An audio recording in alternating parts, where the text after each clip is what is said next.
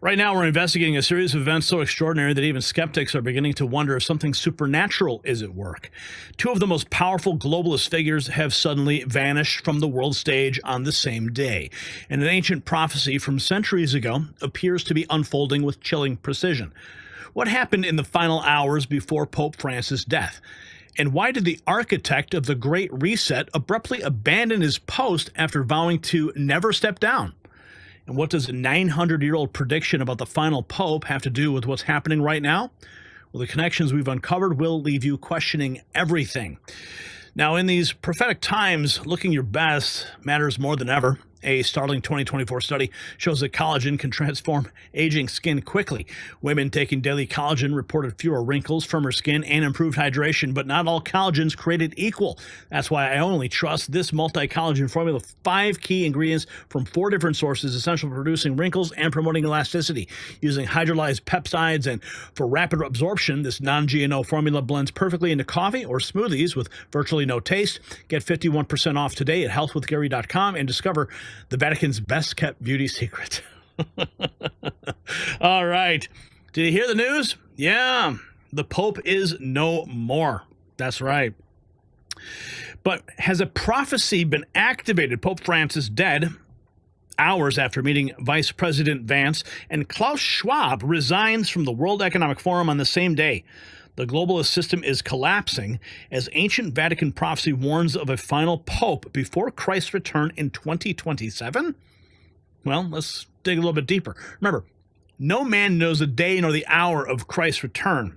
So some people do think it's in 2027. Of course, 2027 is a broad category of time. It's 1 year. No man knows the day nor the hour. That's what Scripture says. But the year? I don't know. I'm not going to get into it. I'm not a date setter. That's not me. Other people have, other things. But the Lord always told us to watch. That was the instruction, to watch. Watch and know the hour and the time of the seasons, right? He gave us signs to watch for. Now, Vice President J.D. Vance, he was one of the last global leaders to see the Pope alive. On Easter Sunday, the frail pontiff received Vance at the Vatican.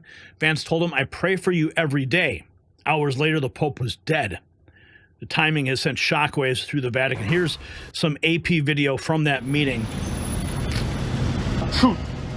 Great. Hello. How are you? Yeah, so good to see you. Thank you. Hello. So good to see you. God bless you. And good morning. How are you? Find yourself. Happy Easter. Yeah, thank you. Happy Easter to you, Father. Wonderful. I know you've not been feeling great, but it's good to see you in better health. Grazie. Anche buona Pasqua a lei. Grazie Santo Padre. Thank you. These are for your children. Okay, thank you. These are the gifts. These are also gifts for you as well. Thank you. It's beautiful. The Vatican tie, and then the rosaries for your wife, the white for your children, and the red one is for the red. Thank you very much for your visit. Of course. And thank you for seeing me.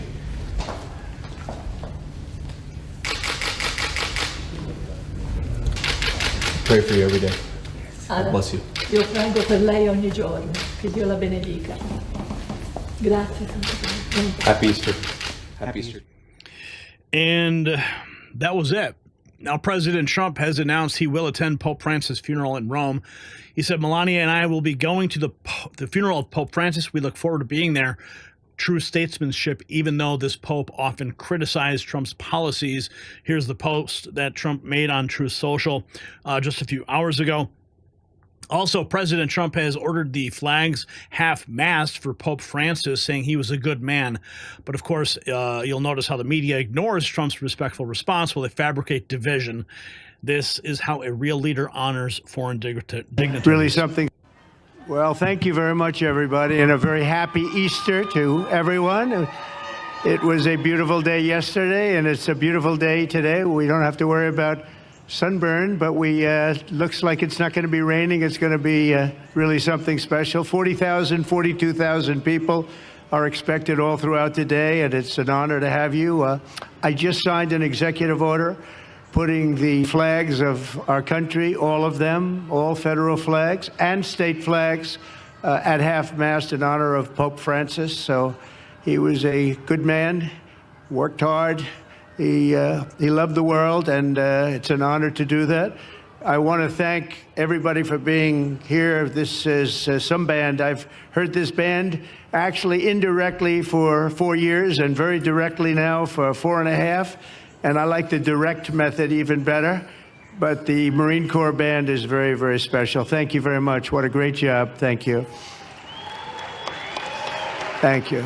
I also want to thank the National Park Service, the job they do in making everything so beautiful and spiffy. And I'm very difficult when it comes to that. I will tell you, very, very difficult. And I say they have done an incredible job. You just have to look around and see. Now, we're going to take a look at the Easter message that President Trump gave, declaring America is a nation of believers and that we need God and we want God. While the left attacks Christianity, Trump stands firm in defending our nation's spiritual foundation. The contrast couldn't be more clear. Devotion to all. On Easter Sunday, we celebrate his glorious resurrection and proclaim, as Christians have done for nearly 2,000 years, he is risen. Through the pain and sacrifice of Jesus on the cross, we saw God's boundless love and devotion to all humanity. And in that moment of his resurrection, history was forever changed with the promise of everlasting life. As we approach this joyous Easter Sunday, I want to wish Christians everywhere a happy and beautiful and blessed holiday. America is a nation of believers. We need God. We want God. And with his help, we will make our nation stronger, safer, greater, and more prosperous, and much more united than ever before. Thank you to everyone, and have a really happy Easter. Amen. Thank you for that. And he had this message to say to his enemies, showing his true Christian spirit. Happy Easter to all, including the radical left lunatics. Even while fighting those bringing in murderers and drug lords, Trump extends forgiveness. This is the leader guiding us through these prophetic times. Happy Easter, he says, including all the radical left lunatics who are fighting and scheming so hard to bring murderers, drug lords, dangerous prisoners, and the mentally insane, and well-known MS-13 gang members and wife beaters back into our country. Happy Easter to the weak and ineffective judges and law enforcement officials who are allowing the sinister attack on our nation to continue. An attack so violent it will never be forgotten. Sleepy Joe Biden purposefully allowed millions of criminals to enter our country, totally unvetted and unchecked, through an open borders policy that will go down in history as the single most calamitous act ever perpetrated upon America. He was by far our worst and most incompetent president, a man who had absolutely no idea what he was doing, but to him and the person that ran and manipulated the auto pen, perhaps our real president, and to all the people who cheated in the 2020 presidential election in order to get this highly destructive moron elected, I wish you, with great love, sincerity, and affection, a very happy Easter. President Trump from his Truth Social, 8:46 a.m. on 4/20. And then we have this from Kristen Meghan, filing a report for the Next News Network on the grounds of the White House. Must see Easter egg roll packed with MAGA supporters.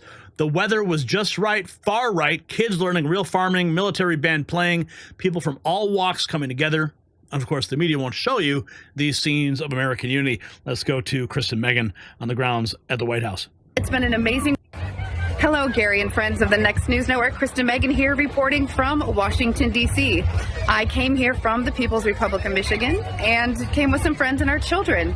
It's been an amazing event, and it's so much more than just an egg roll activity where you take a wooden spoon and you just go through this little maze. There are science-based activities, art-based activities, and even cookie decorating, although it had food dye.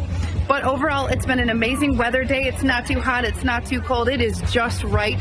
Far right. There's a lot of mega hats here. There's a lot of people getting along from all walks of life.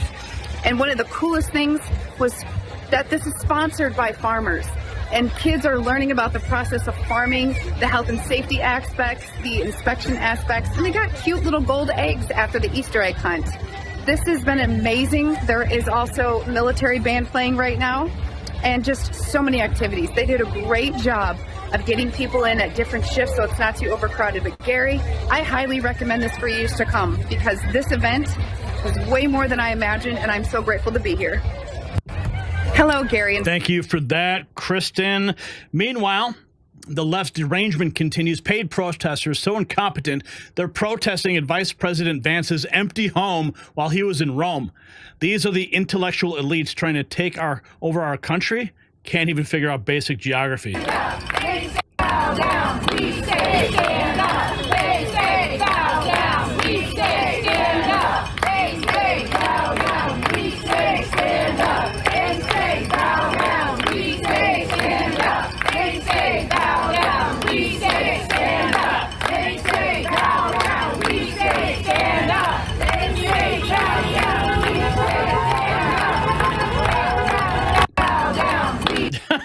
Yeah, he's not even there. Sick, though. This is real sick.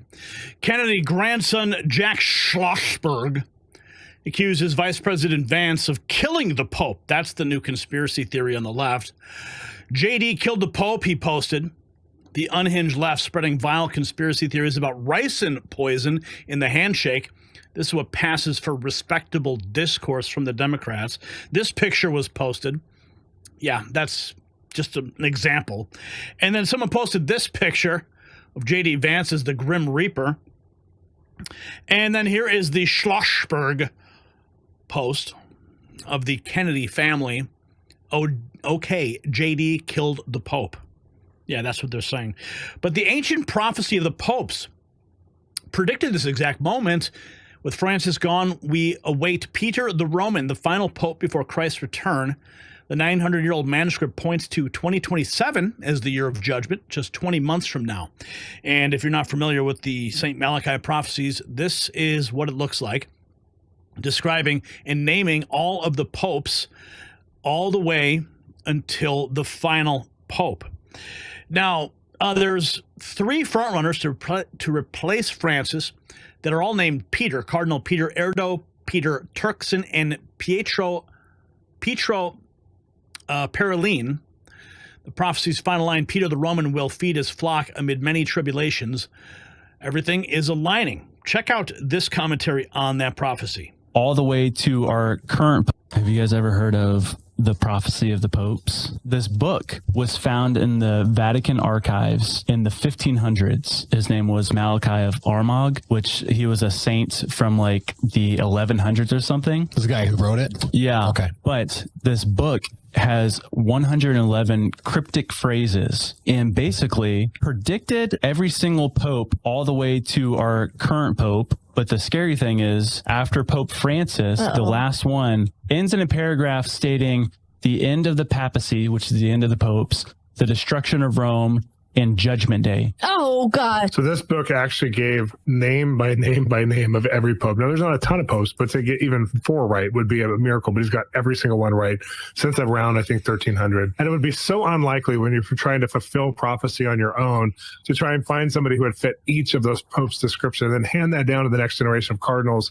who would pick the next popes. It just couldn't happen. Have you guys ever heard of the prophecy of the popes? This book. Well, now you have. Now, the papal conclave will begin soon. 120 cardinals under age 80 will vote for the next pope under total secrecy, no phones, no outside contact.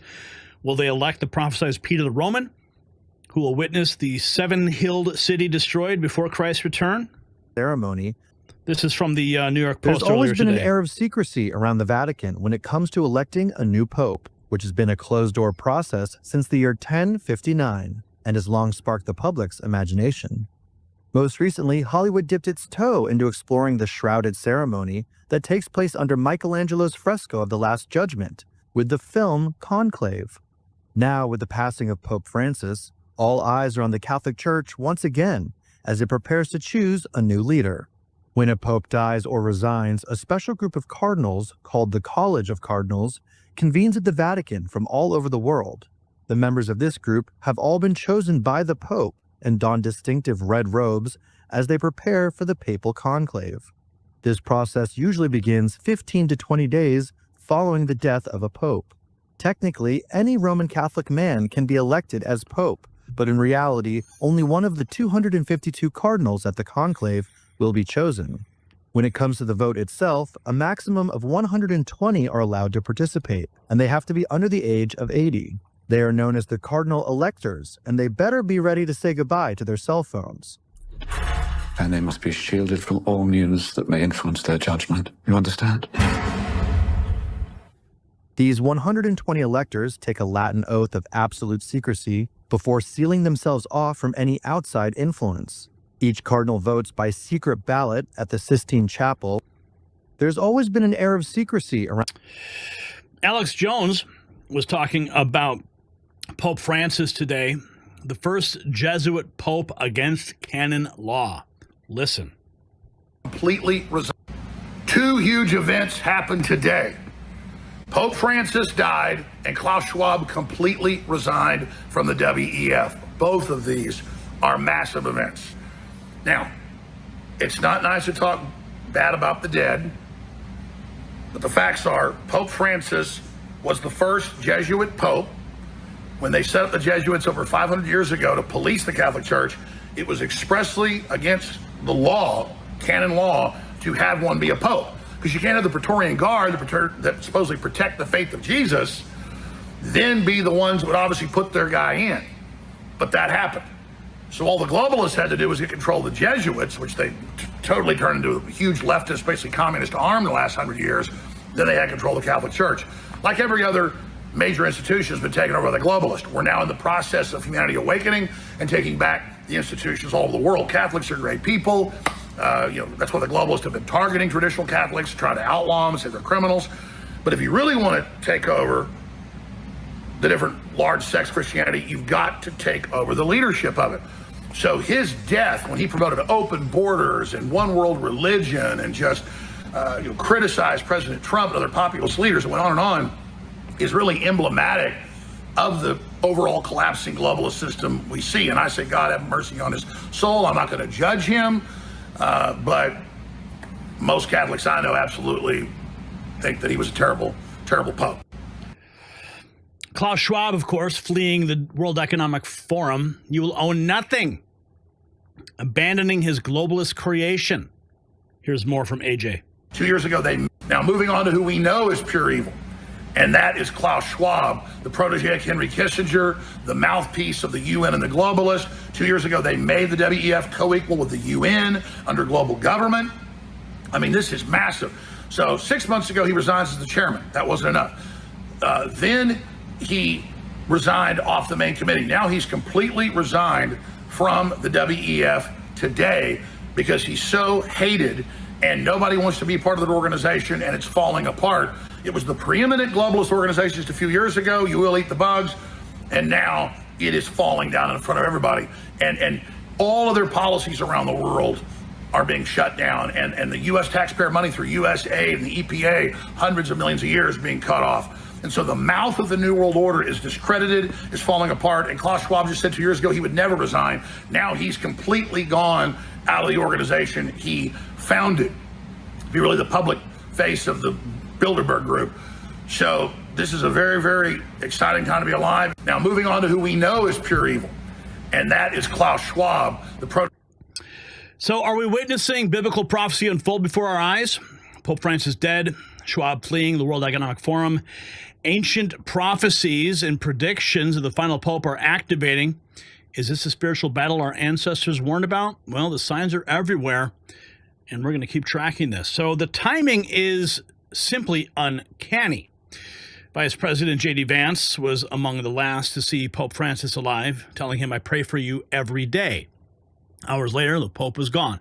And as cardinals prepare for the Conclave to select the new pontiff, the prophecy of St. Malachi looms large, predicting Peter the Roman will be the final pope.